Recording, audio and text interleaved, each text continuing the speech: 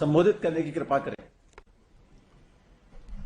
केंद्रीय मंत्रिमंडल के मेरे सभी सहयोगीगण, विभिन्न राज्यों के आदरणीय मुख्यमंत्री साथी, पावर और एनर्जी सेक्टर से जुड़े अन्य सभी महानुभाव, देवी और सज्जनों, आज का ये कार्यक्रम 21वीं सदी के नए भारत के नए लक्ष्यों और नई सफलताओं का प्रतीक है। आजादी के इस अमृत काल में भारत ने अगले 25 वर्षों के विजन पर काम करना शुरू कर दिया है। अगले 25 वर्षों में भारत की प्रगति को गति देने में एनर्जी सेक्टर, पावर सेक्टर की बहुत बड़ी भूमिका है। एनर्जी सेक्टर की मजबूती ईज ऑफ डूइंग बिजनेस के लिए भी जरूरी है और ईज ऑफ लिविंग के लिए भी उतनी ही अहम है। हम सभी ने देखा है कि अभी मेरी जिन लाभार्थी साथियों से बात हुई, उनके जीवन में बिजली कितना बड़ा बदलाव लाई है। साथियों, आज हजारों करोड़ रुपयों के जिन प्रोजेक्ट्स की लॉन्चिंग और लोकार्पण हुआ है, वो भारत की एनर्जी सिक्योरिटी और ग्रीन फ्यूचर की दिशा में एक अहम कदम है। ये प्रोजेक्ट रिन्यूएबल एनर्जी के हमारे लक्ष्यों, ग्रीन टेक्नोलॉजी के हमारे कमिटमेंट और ग्रीन मोबिलिटी की हमारी आकांक्षाओं को बल देने वाले हैं। इन प्रोजेक्ट से देश में बहुत बड़ी संख्या में ग्रीन जॉब्स का भी निर्माण होगा। ये प्रोजेक्ट भले ही तेलंगाना, केरला, राजस्थान, गुजरात और लद्दाख से जुड़े हैं, लेकिन इनका लाभ पूरे देश को होने वाला है। साथियों, हाइड्रोजन गैस से देश की गाड़ियों से लेकर देश की रसोई तक चले, इसको लेकर बीते वर्षों में बहुत चर्चा हुई है। आज इसके लिए भारत ने एक बहुत बड़ा कदम उठाया है। लद्दाख और गुजरात में ग्रीन हाइड्रोजन, उसके 2 बड़े प्रोजेक्ट पर आज से काम शुरू हो रहा है। लद्दाख में लग रहा प्लांट देश में गाड़ियों के लिए ग्रीन हाइड्रोजन का उत्पादन करेगा। ये देश का पहला प्रोजेक्ट होगा जो ग्रीन हाइड्रोजन आधारित ट्रांसपोर्ट के कमर्शियल इस्तेमाल को संभव बनाएगा। यानी लद्दाख देश का पहला स्थान होगा जहां बहुत ही जल्द फ्यूल सेल इलेक्ट्रिक व्हीकल चलने शुरू होंगे। ये लद्दाख को कार्बन न्यूट्रल क्षेत्र बनाने में भी मदद करेगा। साथियों, देश में पहली बार गुजरात में पाइप नेचुरल गैस में ग्रीन हाइड्रोजन की ब्लेंडिंग का भी प्रोजेक्ट शुरू हुआ है। अभी तक हमने पेट्रोल और हवाई ईंधन में इथेनॉल की ब्लेंडिंग की है। अब हम पाइप नेचुरल गैस में ग्रीन हाइड्रोजन ब्लेंड करने की तरफ बढ़ रहे हैं।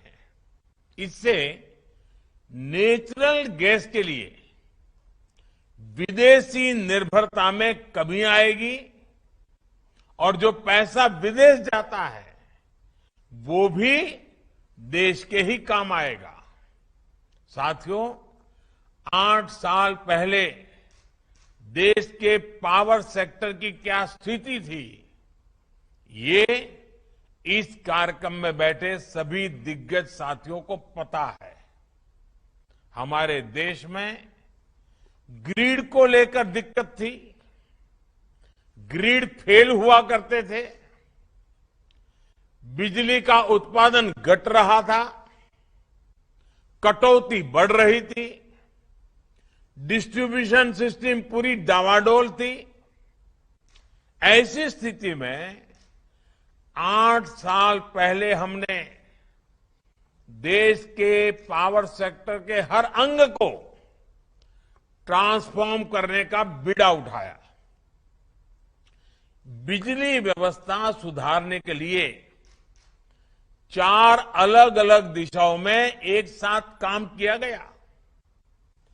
जनरेशन, ट्रांसमिशन, डिस्ट्रीब्यूशन और सबसे महत्वपूर्ण कनेक्शन। आप भी जानते हैं कि ये सभी आपस में एक दूसरे से किस तरह से जुड़े हुए हैं। अगर जनरेशन नहीं होगा, ट्रांसमिशन डिस्ट्रीब्यूशन सिस्टम मजबूत नहीं होगा, तो कनेक्शन देकर भी कोई लाभ नहीं होगा। इसलिए ज्यादा से ज्यादा बिजली पैदा करने के लिए, पूरे देश में बिजली के प्रभावी वितरण के लिए, ट्रांसमिशन से जुड़े पुराने नेटवर्क के आधुनिकीकरण के लिए, देश के करोड़ों घरों तक बिजली कनेक्शन पहुंचाने के लिए हमने पूरी शक्ति लगा दी। इन्हीं सब प्रयासों का नतीजा ये है कि आज सिर्फ देश के हर घर तक बिजली नहीं पहुंच रही, बल्कि ज्यादा से ज्यादा घंटे बिजली मिलने भी लगी है।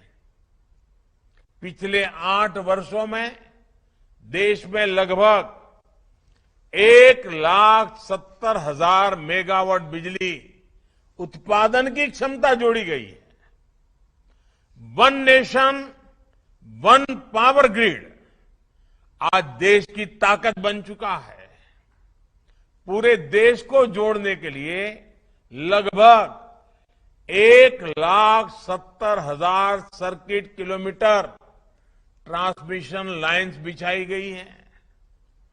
सौभाग्य योजना के तहत लगभग 3 करोड़ बिजली कनेक्शन देकर हम सैचुरेशन के लक्ष्य तक भी पहुंच रहे हैं। साथियों, हमारा पावर सेक्टर एफिशिएंट हो, इफेक्टिव हो और बिजली सामान्य जन की पहुंच में हो, इसके लिए बीते वर्षों में निरंतर जरूरी रिफॉर्म्स किए गए हैं। आज जो नई पावर रिफॉर्म्स योजना शुरू हुई है, वो भी इसी दिशा में उठाया गया एक और कदम है। इसके तहत बिजली का नुकसान कम करने के लिए स्मार्ट मीटरिंग जैसी व्यवस्थाएं भी की जाएगी, जिससे एफिशिएंसी बढ़ेगी। बिजली का जो उपभोक्ता है, उसकी शिकायतें खत्म हो जाएगी। देश भर की डिस्कॉम्स को जरूरी आर्थिक मदद भी दी जाएगी, ताकि ये आधुनिक इंफ्रास्ट्रक्चर का निर्माण और आर्थिक रूप से खुद को सशक्त करने के लिए आवश्यक रिफॉर्म्स भी कर सके। इसमें डिस्कॉम्स की ताकत बढ़ेगी और जनता को पर्याप्त बिजली मिल पाएगी और हमारा पावर सेक्टर और मजबूत होगा। साथियों, अपनी एनर्जी सिक्योरिटी को मजबूत करने के लिए आज भारत जिस तरह रिन्यूएबल एनर्जी पर बल दे रहा है, वो अभूतपूर्व है। हमने आजादी के 75 साल पूरे होने तक 175 गीगावाट रिन्यूएबल एनर्जी ये कैपेसिटी तैयार करने का संकल्प लिया था। आज हम इस लक्ष्य के करीब पहुंच चुके हैं। अभी तक नॉन फोसिल सोर्सेज से लगभग 170 गीगावाट कैपेसिटी इंस्टॉल भी हो चुकी है। आज इंस्टॉल सोलर कैपेसिटी के मामले में भारत दुनिया के टॉप 4 या 5 देशों में है। दुनिया के सबसे बड़े सोलर पावर प्लांट्स में आज अनेक ऐसे हैं जो हिंदुस्तान में हैं, भारत में हैं।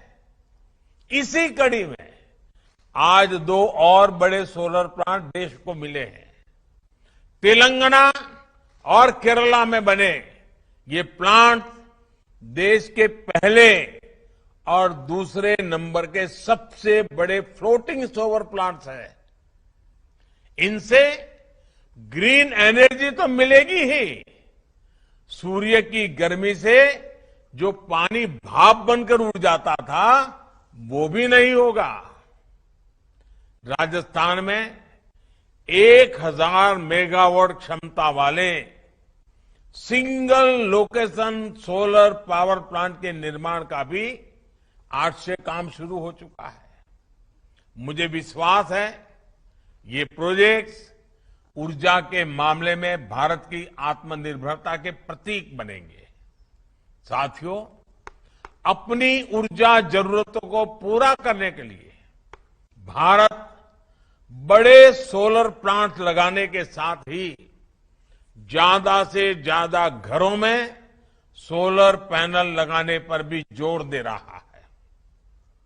लोग आसानी से रूफटॉप सोलर प्रोजेक्ट लगा पाएं, इसके लिए आज एक नेशनल पोर्टल भी शुरू किया गया है।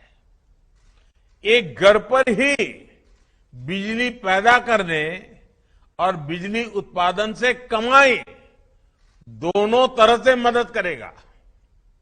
सरकार का जोर बिजली का उत्पादन बढ़ाने के साथ ही बिजली की बचत करने पर भी है। बिजली बचाना यानी भविष्य सजाना।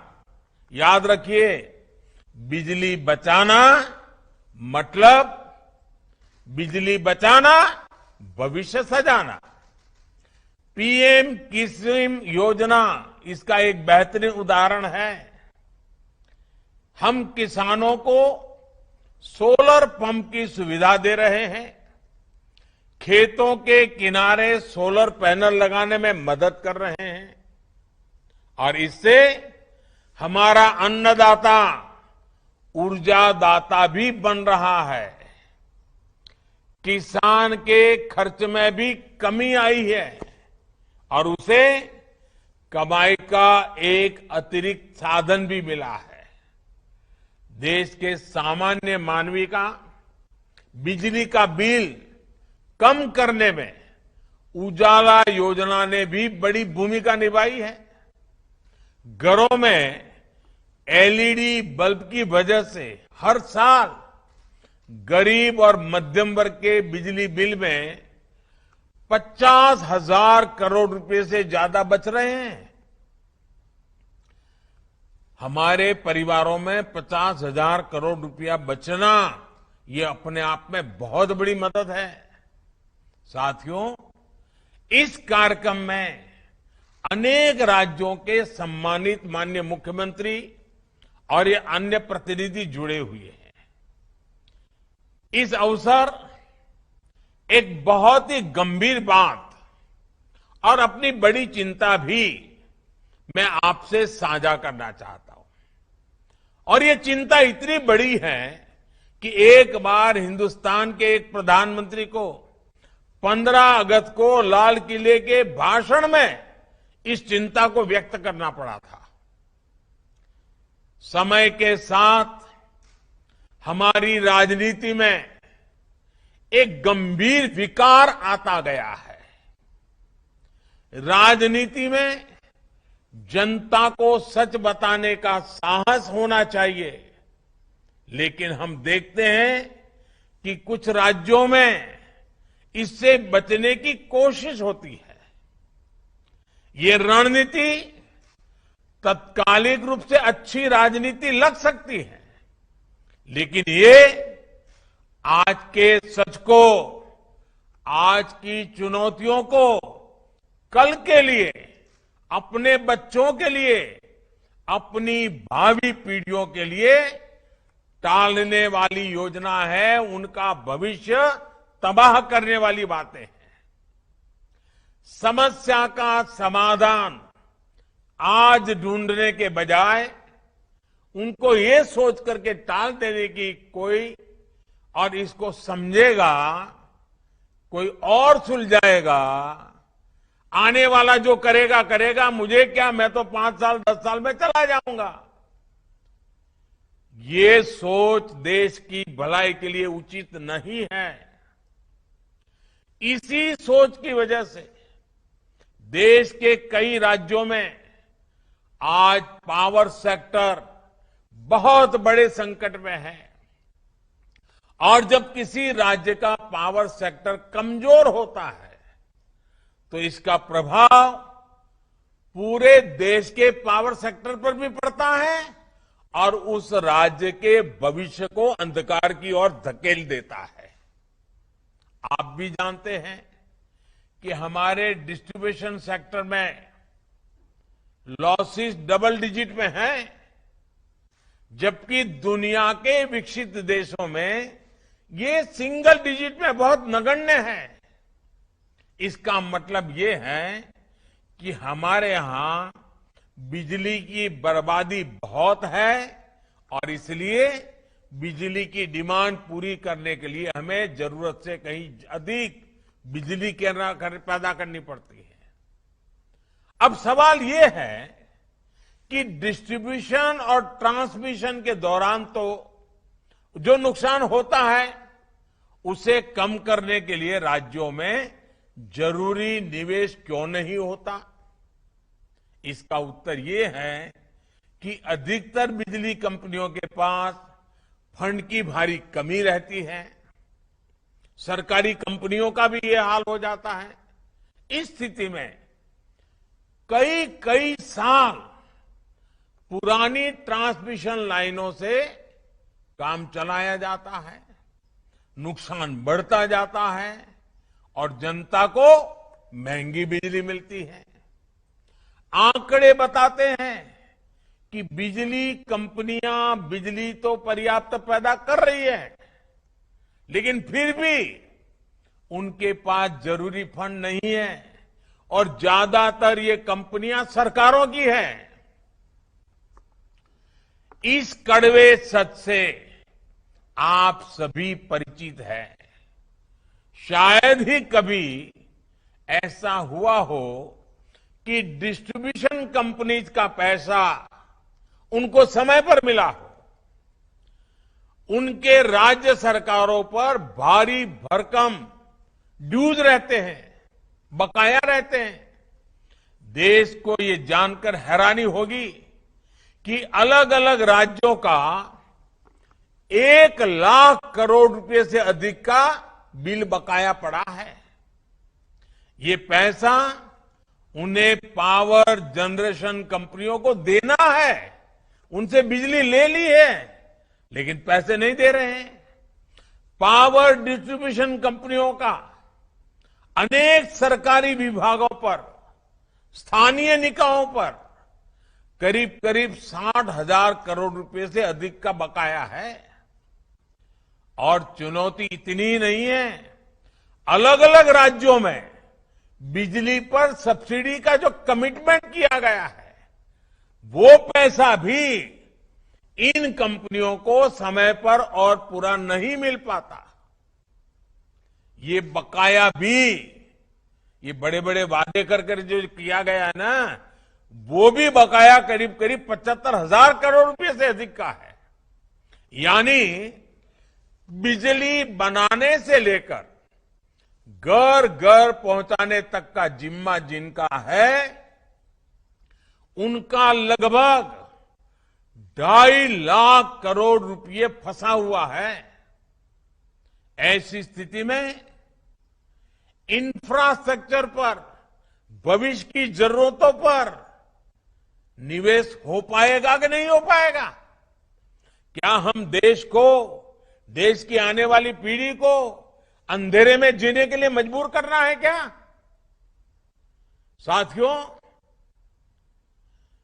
ये जो पैसा है, सरकार की ही कंपनियां, कुछ प्राइवेट कंपनियां हैं, उनकी लागत का पैसा है। अगर वो भी नहीं मिलेगा तो फिर कंपनियां न विकास करेगी, न बिजली के नए उत्पादन होंगे, न जरूरतें पूरी होगी। इसलिए हमें स्थिति की गंभीरता को समझना होगा और बिजली का कारखाना लगाना है तो 5-6 साल के बाद बिजली आती है। कारखाना लगाने में 5-6 साल चला जाता है। इसलिए मैं सभी देशवासियों को हाथ जोड़ करके प्रार्थना करता हूं, देश के उज्जवल भविष्य के लिए प्रार्थना करता हूं। हमारा देश अंधकार में न जाए, इसके लिए जागरूक होने की जरूरत है। और इसलिए मैं कहता हूं, ये राजनीति का नहीं, ये राष्ट्र नीति और राष्ट्र निर्माण का सवाल है। बिजली से जुड़े पूरे सिस्टम की सुरक्षा का सवाल है। जिन राज्यों के ड्यूज पेंडिंग है, मेरा उनसे आग्रह है कि वे जितना जल्दी संभव हो सके इन चीजों को क्लियर करें। साथ ही उन कारणों पर भी ईमानदारी से विचार करें कि जब देशवासी ईमानदारी से अपना बिजली का बिल चुकाते हैं, तब भी कुछ राज्यों का बार बार बकाया क्यों रहता है?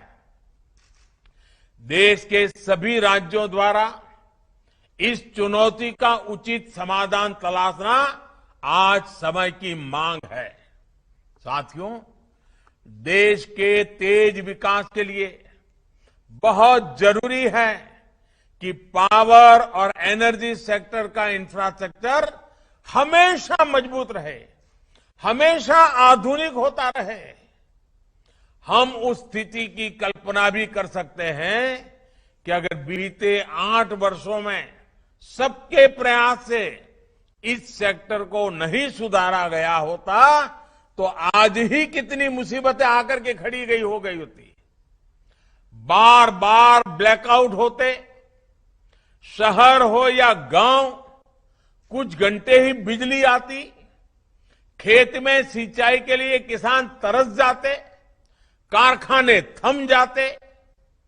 आज देश का नागरिक सुविधाएं चाहता है, मोबाइल फोन की चार्जिंग जैसी चीजें, उसके लिए रोटी, कपड़ा और मकान जैसी जरूरत बन गई है। बिजली की स्थिति पहले जैसी होती तो कुछ भी नहीं हो पाता।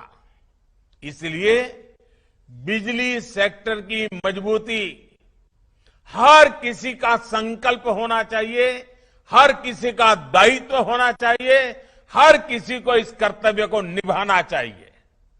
हमें याद रखना है, हम अपने अपने दायित्वों पर खरे उतरेंगे, तभी अमृतकाल के हमारे संकल्प सिद्ध होंगे।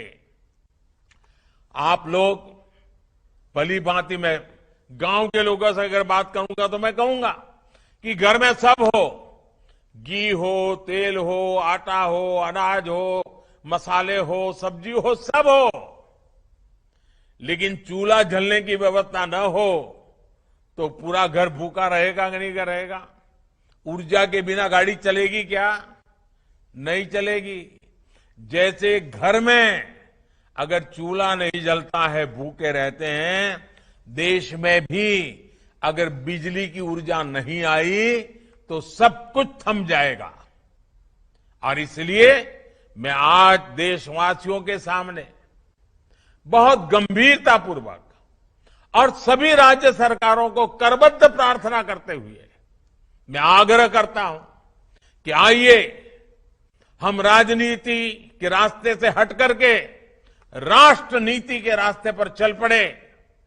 हम मिलकर के देश को भविष्य में कभी भी अंधेरे में न जाना पड़े, इसके लिए आज से ही काम करेंगे, क्योंकि बरसों लग जाते हैं इस काम को करने में। साथियों, मैं ऊर्जा परिवार के सभी साथियों को बधाई देता हूं इतने बड़े भव्य आयोजन के लिए, देश के कोने कोने में बिजली को लेकर के इतनी बड़ी जागरूकता बनाने के लिए एक बार फिर नए प्रोजेक्ट की भी मैं बहुत बहुत बधाई देता हूं। पावर सेक्टर से जुड़े सभी स्टेक होल्डर्स को शुभकामनाएं देता हूं। मेरी तरफ से आप सबको उज्जवल भविष्य की अनेक अनेक शुभकामनाएं। बहुत बहुत धन्यवाद।